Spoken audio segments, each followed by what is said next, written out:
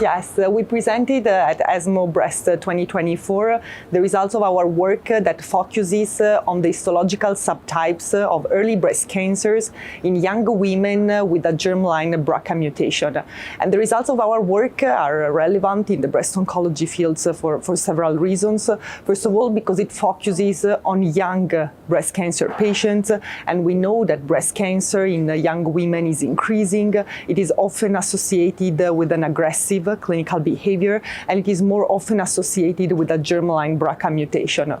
So what we did in our work, we took this very large global cohort of young women with a BRCA mutation and a diagnosis of early breast cancer. And it's a very large cohort because we are talking about more than 4,600 patients, so the largest cohort collected to date with the patients with these characteristics.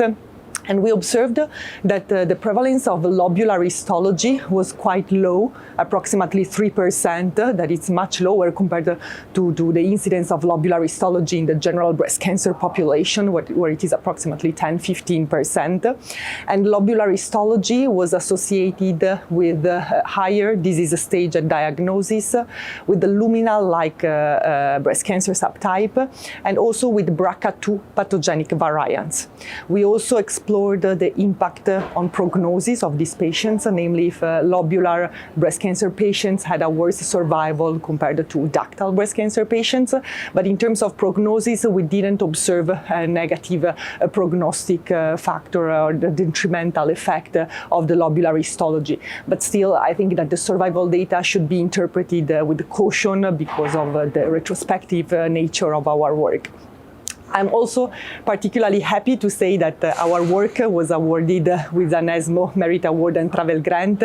And I'm particularly happy of this because our work focuses really on lobular breast cancers that we know represent a huge unmet clinical need in breast oncology, because we know that lobular breast cancer is different from ductal breast cancer. They have different clinical pathological characteristics.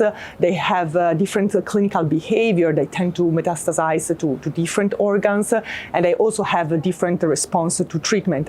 But nevertheless, they are treated very similarly to ductal tumors in the clinical practice. And most of the times, these patients are included in the same clinical trials as patients with the ductal breast cancer. And most often, the clinical trials do not even provide results according to the histological subtype. So it's really important to shed light on this tumor type, and I'm happy that our work shed further light on this type of tumors that again represents a huge unmet clinical need in breast oncology.